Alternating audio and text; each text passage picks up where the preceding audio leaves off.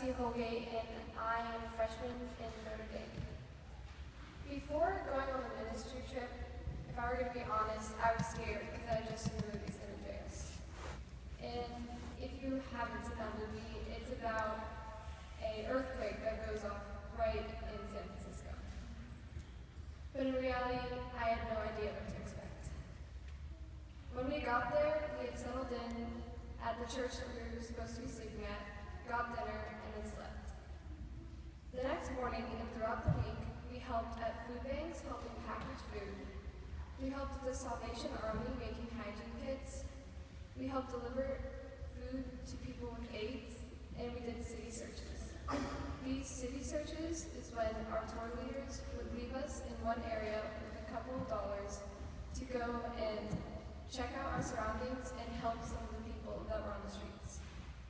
We also did what was called a prayer tour, which is when we stayed in the car and we listened to music about the region that we would be looking at, and we would pray for it.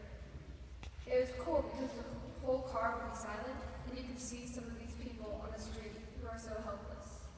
I would pray that God would show them his light and help these people to know that they are loved and not ignored.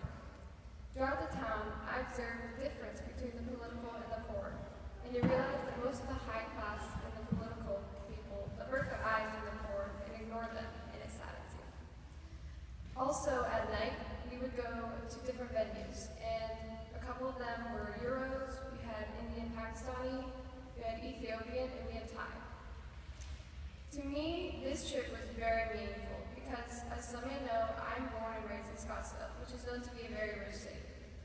And I personally had not seen people on the street begging. But when I got there, into the place that we were staying, we saw more people on the street that were homeless than people who were just walking to get around. A good reason for that is because the people who have homes and are higher class never walk on the streets so they can avoid beggars. I can admit to being scared many times during the trip because, as I said, this was a new environment for me. I had not seen people who literally had nowhere to go but the streets. Knowing that my job in the city right now was to help these people gave me the best feeling. During one of our city searches, we had bought toothbrushes. Just a simple 5-pack. We were walking down the street and saw a lady and asked if she wanted it. I'm pretty sure she started crying because she was so thankful for this one toothbrush. She had been wanting to brush her teeth for a while, but hadn't for 3 days. A simple toothbrush made this woman so happy. In some of the other groups, people would ask for us to pray with them because they knew we were here to help. Doing this simple act made me realize that I, a 14-year-old girl, can make an impact on the hearts and souls of these people who are feeling hopeless. There's a saying that says, one smile can make someone's day, and let me tell you, this is such a true saying. Please, anytime you see a face that happens to be looking at you, smile. It can make anyone's day, because you do not know what that person has been through and is going through. I just wanted to thank everyone here for donating to the rummage sale. By donating, you gave me a once-in-a-lifetime experience of spreading God's grace in a city that needs it. You helped me realize that one small act of kindness can turn a bad day into the greatest of them all, and I can only hope you donate again next year so we can go and